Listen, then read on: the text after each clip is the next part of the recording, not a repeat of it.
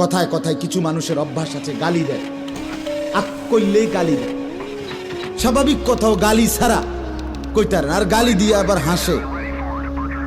ওমা কি ও গালি দিলেন, আর এই কথা না। আস্তাগফিরুল্লাহ, গালি এটা কথার কথা?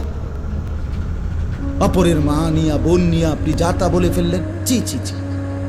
ছেলেরা তোমাদেরকে বলি, এ সমবয়সী বন্ধু, তোমার বন্ধু, সে একসাথে চলো, সে পট করে তোমার মাকে একটা গালি দিছে, তোমার বোনকে নিয়ে একটা বাজে কথা বলে দিছে, তুমিও হাসি দিলা, তুমিও নির্লজ্জ, সেও নির্লজ্জ। আত্মমর্যাদা যদি থাকে তুমি তার জুতা দিয়ে বাড়ি দিবা, জুতা দিয়ে। যে তুই কেমনে বেটা, মানুষের বাচ্চা, মুসলমানের ঘরে জন্ম নিয়ে তুই এইভাবে মা বোন নিয়ে গালি দিতে পারলি কেন? কেমনে বললি? হাসতে হাসতে মানুষ গালি দেয়, এটা কথা হইল কোন? এটা কথা হলো? ওই যে ওই যুবক কি বলছে, আমার মায়ের সাথে কেউ এটা যদি করতে চায় অপকর্ম, আমি তাকে তরবারি দিয়ে গর্দান ফেলে দেব। বলে নাই? এ তো আত্মমর্যাদা সম্পন্ন যুবক। নবীজি শুধু তার বিবেকটা জাগায় দিছে, সে তওবা করে ফেলছে। হে বুঝছে, কলজা লড়ে উঠছে, হায় আমারে কি করল, হায় আমারে কি বলল।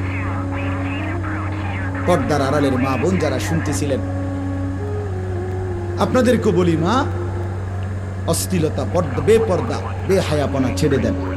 মানুষ দেখে এমন জায়গায় গোসল করবেন না, পুকুরের পারে, রাস্তার পারে, খালের পারে, যেখানে মানুষ দেখে এরকম খোলামেলা জায়গায়, মা, আমার আওয়াজ যদি শুনে থাকেন, এমন জায়গায় গোসল করবেন না। বিনা কারণে একান্ত প্রয়োজন ছাড়া ঘর থেকে বের হওয়ারই কোনো দরকার নেই।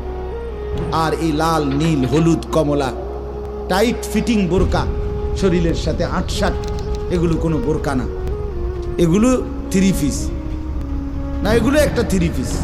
3 পিস 2টা পিনছে, আর এগুলি জ্বর উঠছে গায়ে, এই ডাক্তারে কইছে কাপড় 2টা পিনছে।